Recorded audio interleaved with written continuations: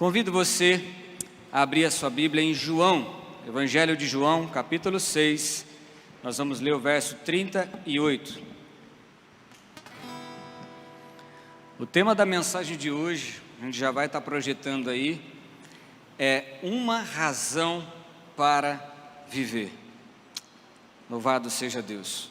Uma razão para viver.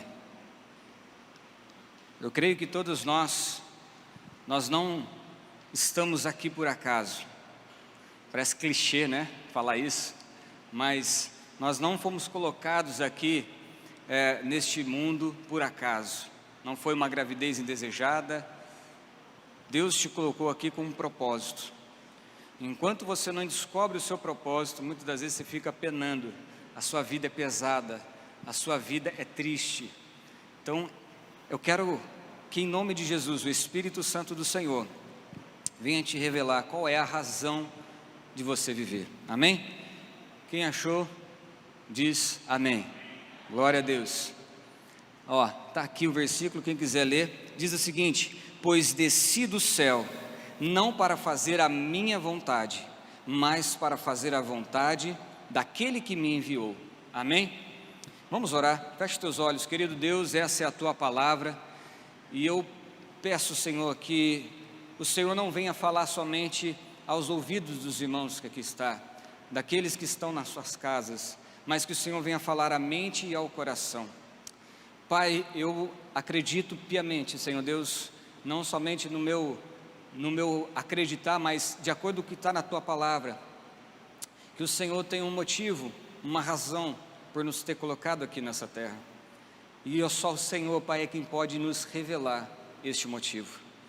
Eu não tenho esse poder de revelar a cada irmão, mas o Senhor tem, Pai, e é por isso que eu clamo a Ti nessa noite, pedindo que o Senhor ilumine a cada um de nós, e que a Tua palavra, Senhor Deus, venha como uma flecha, Senhor Deus, acertar o alvo, venha, Senhor Deus, produzir o efeito, Senhor, em cada coração. Assim eu oro, te agradeço, em nome de Jesus, amém? Quero compartilhar com você um pensamento de Dale Galloway. Ele vai dizer o seguinte: o segredo da vida de um homem não é apenas viver, mas ter algo para viver. Jesus Cristo não apenas entrega ao homem algo, mas fornece-lhe um motivo pelo qual vale a pena viver. Ele nos oferece uma causa que exige o melhor de nós. Um compromisso com Jesus Cristo e sua causa posiciona a vida, com toda a simplicidade, como algo muito além do extraordinário. Quero repetir só esse trecho que ele vai dizer aqui, que Jesus Cristo não apenas entrega ao homem algo, mas fornece-lhe um motivo pelo qual vale a pena viver. Eu já disse isso várias vezes, mas cabe repetir de novo. Falei isso para minha esposa logo que eu conheci ela.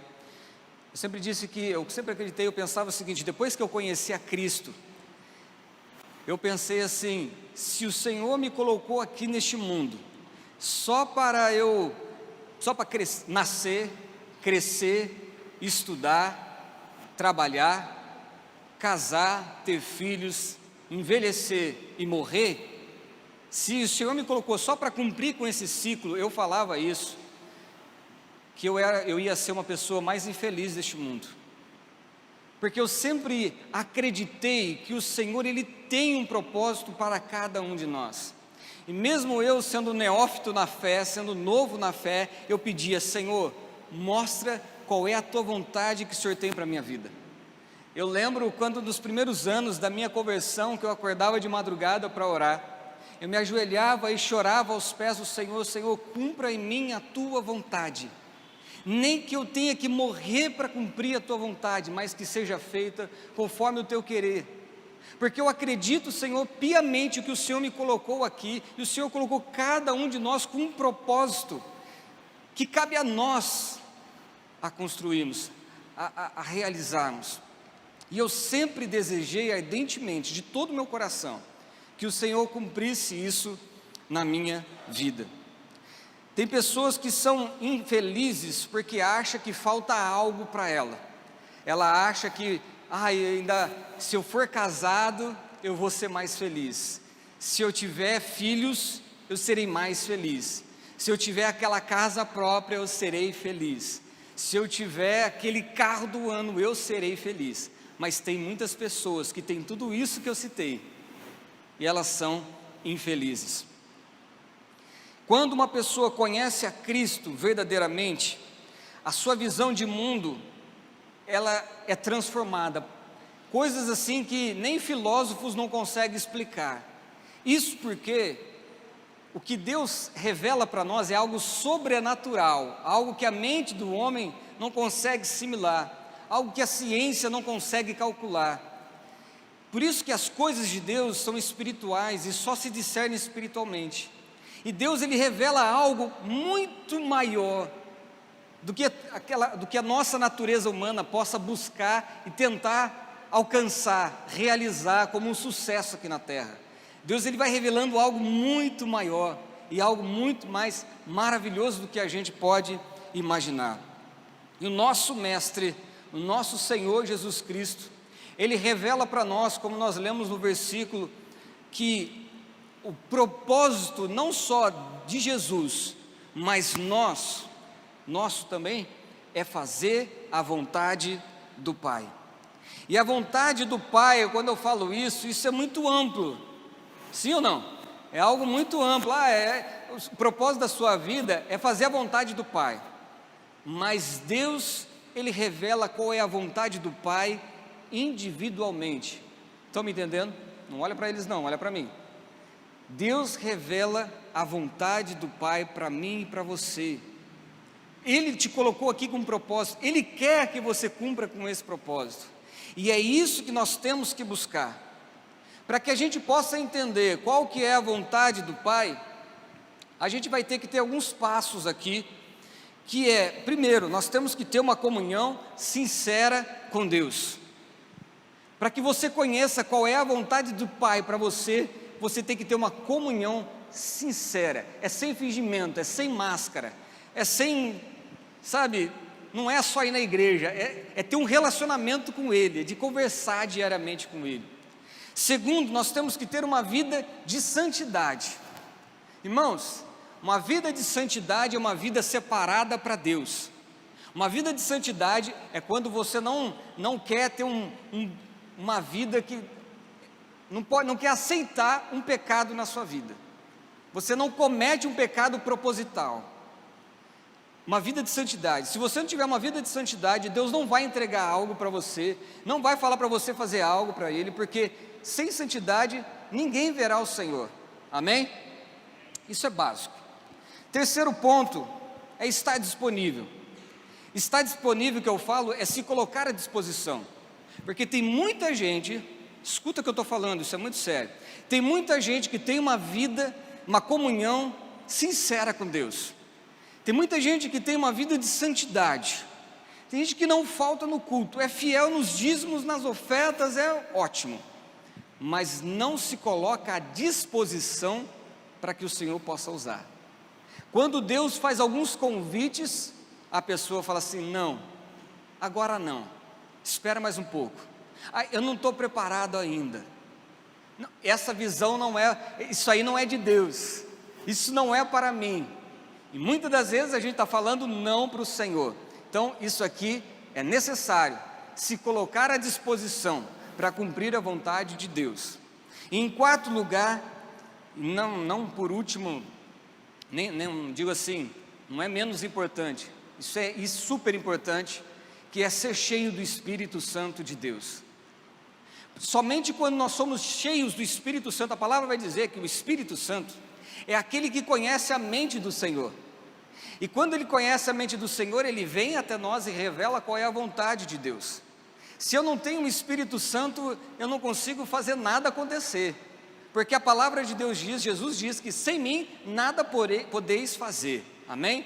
O Espírito Santo nada mais é do que o próprio Senhor Jesus Cristo habitando em mim, e Ele guiando aquilo que eu falo, guiando aquilo que eu penso, guiando as minhas pernas para onde Ele quer que eu vá, amém, irmãos?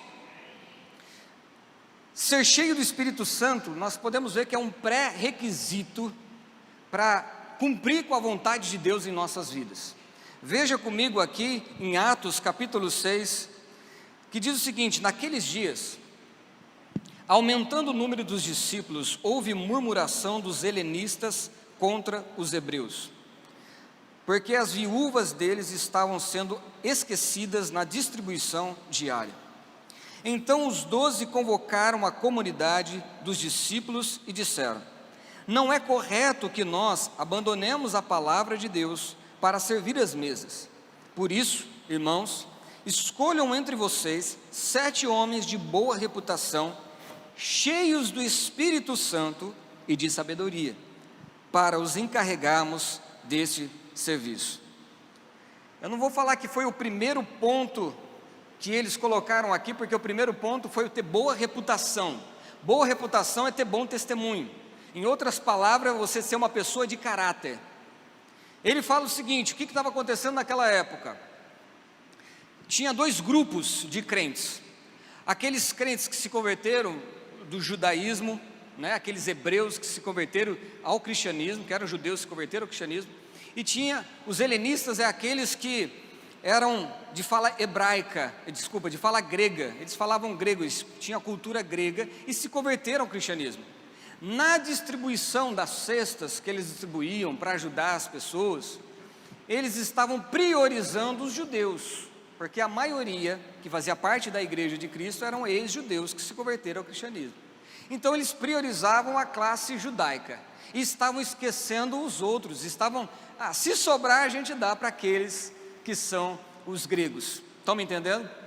E aí eles levaram esse problema para os apóstolos. E os apóstolos, eles falaram o seguinte: olha, nós não podemos deixar de pregar a palavra de Deus, ou deixar de dedicar-se ao estudo e à pregação, ao ensinamento da palavra de Deus, para fazer distribuição de cestas. Deus nos chamou para algo muito mais importante. Então, o que eles falaram? Faz o seguinte: separa alguns homens que tenham boa reputação, que tenham caráter, pessoas que dão bom testemunho.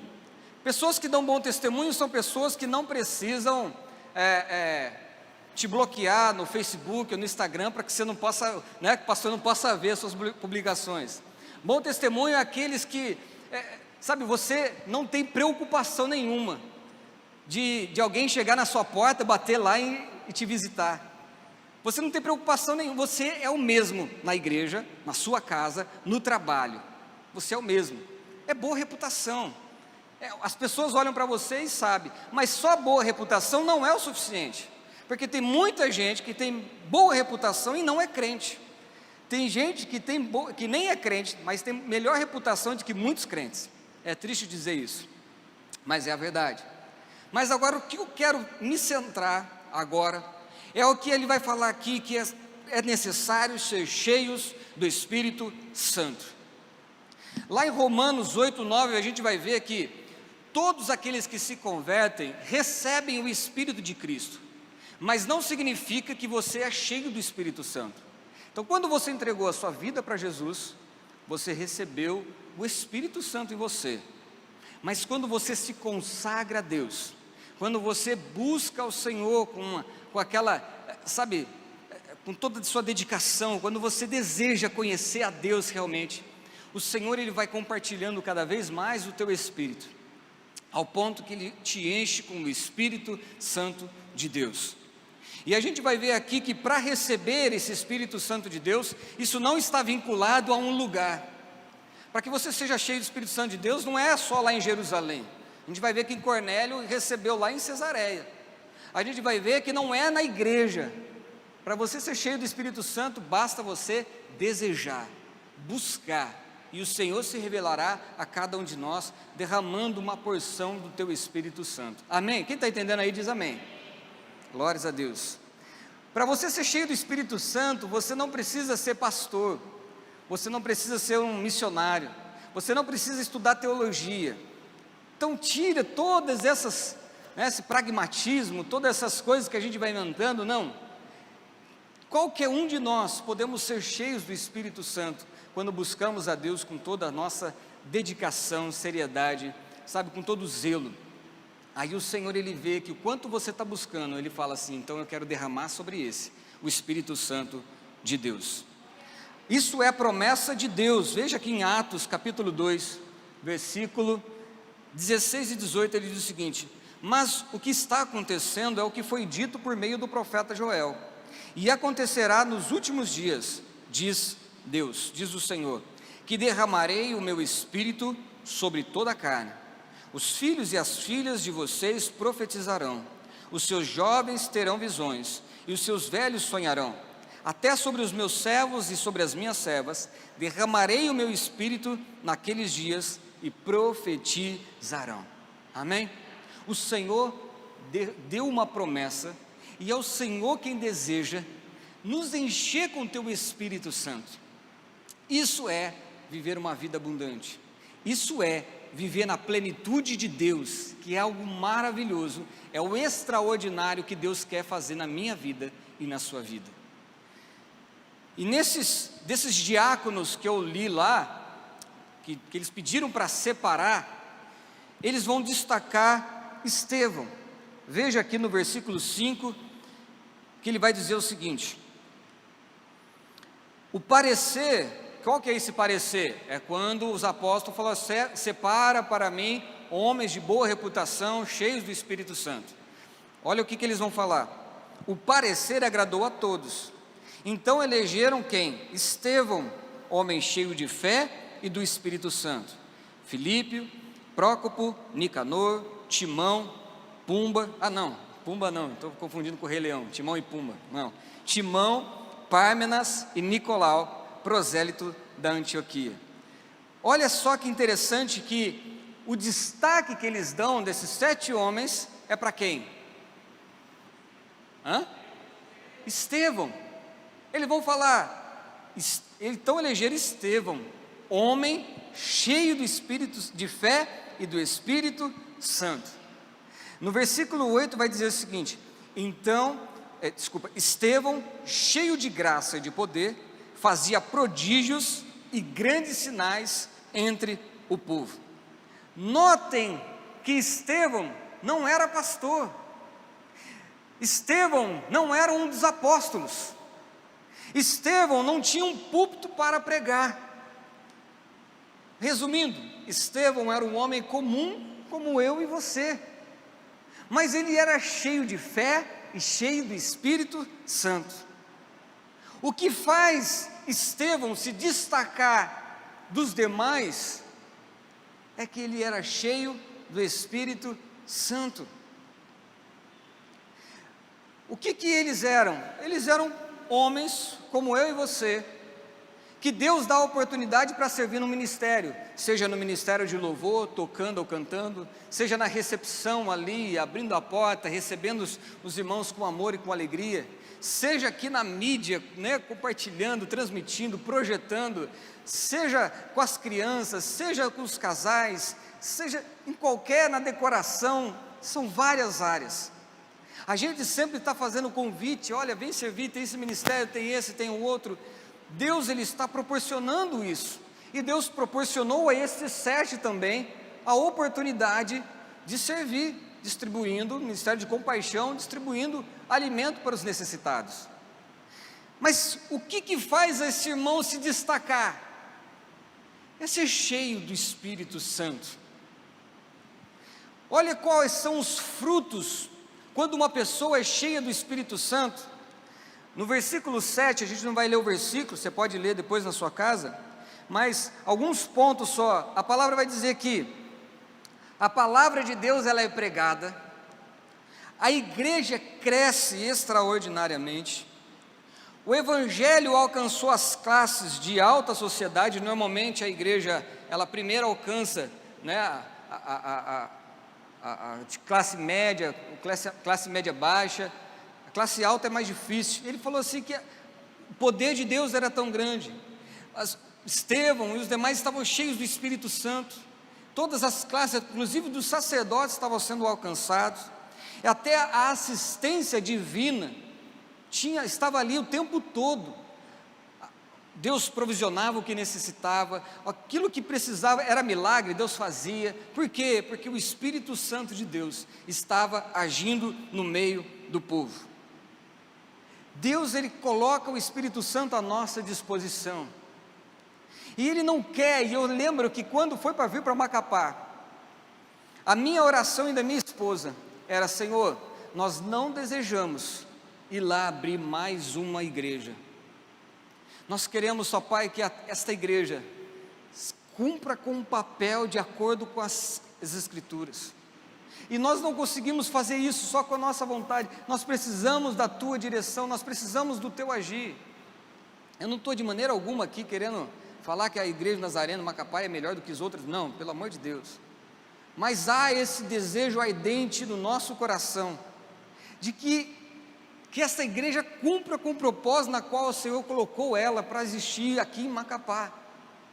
Nós queremos, e a nossa oração é para que todos sejam cheios do Espírito Santo de Deus, para que Cristo venha a ser refletido no seu viver, seja no seu trabalho, seja na escola, seja na sua vizinhança, no meio da tua parentela, que as pessoas ao olharem para você vejam Cristo refletindo em nome de Jesus, que aonde você for, a palavra venha a ser pregada. Quando a palavra diz lá que aqueles que serão cheios do Espírito Santo profetizarão, profetizar nada mais é do que você falar a palavra de Deus. Na época do Antigo Testamento, os profetas, eles não tinham as Escrituras, então Deus revelava e eles profetizavam, falavam o que estava ali. Então, meu irmão e minha irmã, você é profeta de Deus, quando você abre a sua boca, e você fala da palavra de Deus para outras pessoas, amém? O crescimento da igreja não depende do pastor, mas de cada um de nós, fazendo a nossa parte, sendo crente verdadeiramente, amém? Mas isso não quer dizer que se eu cheio do Espírito Santo, ter uma vida plena, ter uma vida abundante, como o pastor falou, não significa que nós não teremos problema, porque problemas fazem parte da vida, seja você cristão ou não. Veja na vida de Estevão, no versículo 11, vai mostrar que levantaram falsas acusações contra Estevão, prenderam Estevão e o conduziram ao sinédrio, e Estevão chegou a ser apedrejado até a morte. Isso vai mostrar no versículo 60. E eu quero compartilhar um versículo com você, que diz em Romanos 8,17, que ele vai dizer o seguinte: e se somos filhos, somos também herdeiros, herdeiros de Deus e co-herdeiros com Cristo, se com Ele sofremos, para que também com Ele sejamos glorificados. Se você vai e busca a teologia da prosperidade, a teologia coaching, eles vão dar uma ênfase no quê? Nessa primeira parte. Somos herdeiros com Deus e co-herdeiros com Cristo, aleluia, glória a Deus, e vira piruleta, gira no manto e sai no reteté de Jesus, porque nós somos herdeiros. Mas nós não podemos pegar um versículo ou parte de uma promessa, nós temos que ver tudo que a palavra diz. E a palavra diz que se somos filhos, somos herdeiros de Deus e co-herdeiros com Cristo. Aí tem uma condição. Qual é a condição lá? Se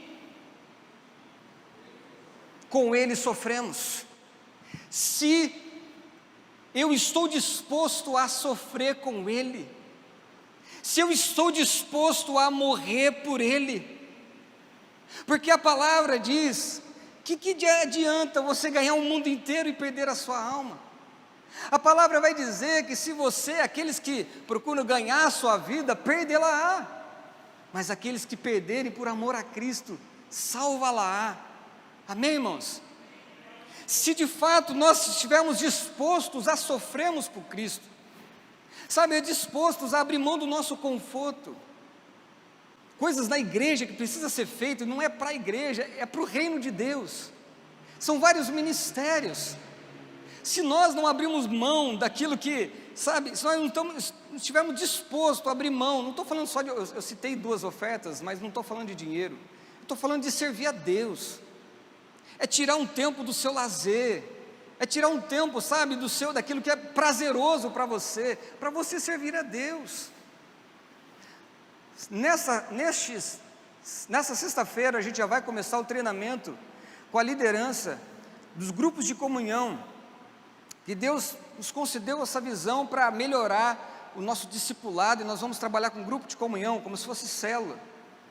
Irmão, para você fazer parte de uma célula, de um grupo de comunhão, isso vai exigir de você dedicação, vai exigir de você um tempo a mais com o Senhor, vai exigir de você tirar a sua vergonha, ir lá e convidar uma pessoa para ir na casa, senão nada vai acontecer. Deus quer fazer, mas os instrumentos pelo qual Deus opera, é eu e você, amém? Se nós participarmos do sofrimento de Cristo, com Ele também, nós seremos glorificados. Lembre-se que não consiste em saber se morreremos um dia, mas como nós morreremos. Lembre-se que todos nós um dia nós iremos partir.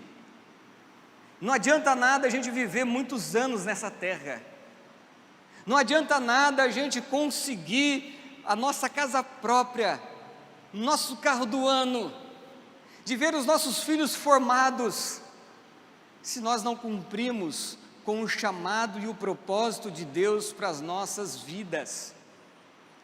Quem está entendendo aqui diz amém, pelo amor de Deus. Quando você se entrega ao Senhor, nós falamos dos frutos, vocês viram lá as coisas que Deus operou através da vida de Estevão, mas existem frutos que são inesperados, existem frutos que a gente nem sabe que poderia acontecer.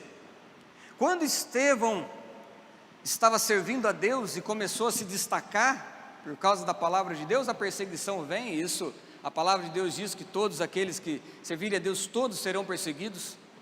A palavra de Deus diz que ele foi preso, levado ao sinédrio, e uma pessoa consentiu na morte dele. Quem é essa pessoa? Quem? Paulo. Naquela época era conhecido mais como Saulo. A Bíblia diz que Saulo consentia na morte de Estevão. Quando Estevão estava sendo apedrejado, Saulo era um perseguidor da igreja. Ele era um que pediu voto, autorização para prender, tirar os cristãos da sua casa, para que fossem presos, para que fossem até condenados à morte, porque aquilo era uma seita, que aquilo era proibido. Mas Saulo, ele compartilhou com os seus próprios olhos, e viu aquele homem, mesmo sendo apedrejado, fazer uma oração, e uma parte da oração de Estevão, quando estava sendo apedrejado, foi idêntica à oração de Jesus Cristo, nosso Senhor. Ele disse: Senhor, perdoe os pecados, e não leve eles à condenação pelo que eles estão fazendo. Eu fico imaginando Saulo, um homem com o coração endurecido, enfurecido, olhando para um homem que estava ali recebendo pedrada na cabeça, em partes do seu corpo. Imagina ali o sangue escorrendo, jorrando, e mesmo assim orando para que o Pai perdoasse o pecado daqueles. A Bíblia não diz, mas eu acredito que isso tocou no coração de Paulo. Paulo não se converteu naquele instante, mas ele continuou a perseguir até que um dia, no caminho de Damasco, o Senhor Jesus Cristo aparece para ele e fala: Saulo, Saulo, por que me persegues? E a partir dali, Saulo se converte ao Senhor, e este homem que um dia consentia na morte de Estevão, ele se torna o maior missionário, o maior plantador de igrejas, o maior escritor. Metade do Novo Testamento, mais da metade do Novo Testamento foi escrito pelas canetas de Paulo. Foi o maior evangelista de todos os tempos, se a gente colocar as limitações daquela época. Saulo se entregou e viu a obra do Senhor acontecendo. Quando eu falo de frutos inesperados, quer dizer que às vezes Deus, Ele te chama E às vezes a gente pensa assim, eu quero ser grandemente usado por Deus. Sim ou não? Quem quer ser grandemente usado por Deus? Levante sua mão. Amém? Às vezes a gente pensa que ser grandemente usado por Deus é se tornar um pastor, um evangelista, fazer e ver aquela multidão se rendendo a Cristo. A gente pensa que é isso. Mas ser grandemente usado por Deus é simplesmente cumprir com o propósito do Senhor. E às vezes o propósito do Senhor para a sua vida, às vezes não é ganhar uma grande multidão, às vezes é para ganhar uma só. E eu lembro de um casal missionário, David e Sylvia Flood. Eles eram da Suécia, e um dia eles se colocaram à disposição de servir ao Senhor, numa nação chamada Congo Belga. E eles e mais um casal, os Ericksons, eles foram até o Congo Belga para servir a Deus. Chegando lá, depois de orarem e buscar a direção de Deus, eles quiseram entrar numa aldeia chamada Dólera, e o chefe daquela aldeia, com medo de desagradar os deuses, né, porque eles serviam vários deuses, falou assim, então não vamos deixar vocês entrar na nossa aldeia. E aí então eles decidiram morar no morro, bem próximo daquela aldeia, e os 4 moraram lá, os 2 casais. Eles não conseguiam entrar naquela aldeia.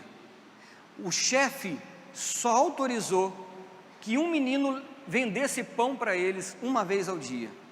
Sylvia Food, ela sempre que o menino ia entregar, ela falava de Cristo para ele. E ela começou todo dia a ensinar Cristo, até que ela conduziu aquele menino para Cristo. Passado algum tempo, eles não conseguiram nada mais do que isso. E o que eles contraíram, na verdade, foi malária. Começou a ficar difícil.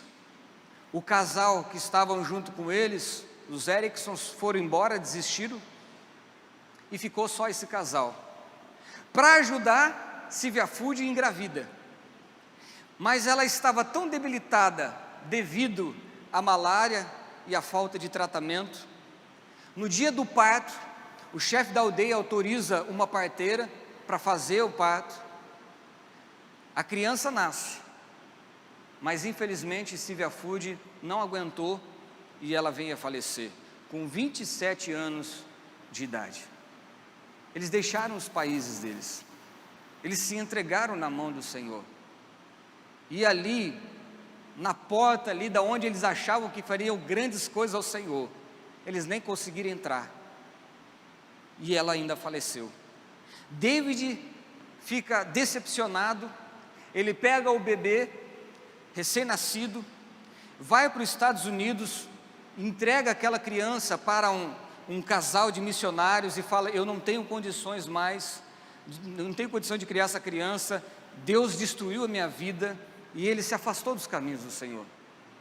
Aquela criança que foi adotada, ela cresce, ela chama Egg Food, e ela cresce, se casa com um homem, uma bênção que se conheceu num seminário. Eles têm um ministério abençoado, começa a servir a Deus, até que um dia ela recebe na caixa de correio dela uma revista cristã sueca. E ela, ao folhear, ela não sabia aquela língua, ela ao folhear, ela viu a foto de como fala? Onde você enterra uma pessoa? Um túmulo que estava escrito Sylvia Food. E ela lembra que esse era o nome da mãe dela. Ela sai desesperadamente até uma faculdade, onde tem uma pessoa que falava aquela língua, e pede para traduzir. E ao traduzir, conta-se ali que Sylvia Food, ela evangelizou uma criança. E esta criança, quando cresceu, ela convenceu o líder da aldeia a abrir uma escola. E ele começa a dar aula e falar de Cristo para aquelas crianças. E das crianças, fala para os pais. Na revista constava que através desse menino, 600 pessoas se converteram a Cristo.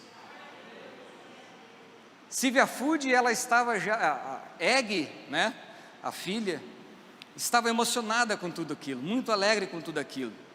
E certo dia ela vai para uma conferência, e nessa conferência, o ministrante ali era um superintendente, e ele estava trazendo ali o que Deus estava fazendo numa nação chamada Zaire, que era antigo Congo belga.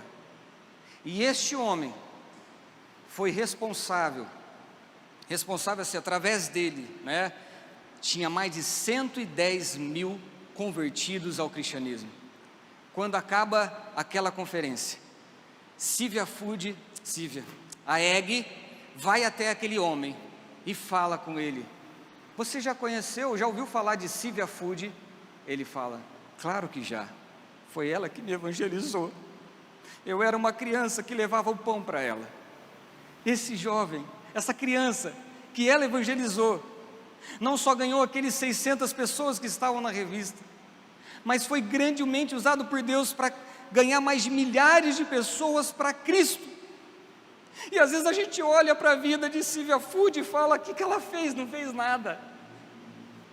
Ela foi missionária, ela foi ganhou o quê? Uma criança para Cristo. Acho que isso é pouco, mas essa criança ganhou milhares de pessoas para o Senhor. Entenda, irmãos, que Deus tem uma razão para você viver, e às vezes Deus não está te chamando para ser um pastor, que ganha milhares de pessoas, ou ser um missionário, uma pessoa de destaque, mas Deus quer te usar, aonde for, seja no seu trabalho, na sua família. Talvez através de você vai ganhar uma pessoa que vai ganhar milhares para Cristo, mas isso só vai acontecer se você estiver disponível ao Senhor, se você estiver disposto a morrer pelo Senhor, se você estiver disposto a falar: Senhor, eu abro mão da minha vida, do meu bem-estar, do meu luxo, para te servir e fazer a tua obra. Deus está querendo falar para mim e para você, que não é por acaso que você está aqui, você tem uma razão para viver, e a razão pelo qual o Senhor te colocou aqui, não é coisas daqui, não é para você conquistar um castelo, um reino aqui. Deus não te colocou aqui para você ser rico aqui, para você fazer sucesso aqui, para você fazer fama aqui nessa terra. Deus te chamou para a eternidade. A palavra vai dizer que em verdade eu lhes digo, se o grão de trigo caindo na terra não morrer, fica ele só, mas se morrer, produz muitos frutos. Esse morrer é morrer para o meu eu, é morrer para os meus sonhos, para as minhas vontades. Se você não morrer, você vai ficar só, mas se esse grão cair na terra e morrer, ele vai produzir muitos frutos. E ainda em Salmo vai falar que aqueles que semeiam com lágrimas, com júbilo ceifarão. Amém, irmãos? Quando Eg, ela ficou sabendo disso, ela foi até a Suécia, atrás do pai dela, e ela fala para o pai dela, de tudo aquilo que tinha acontecido.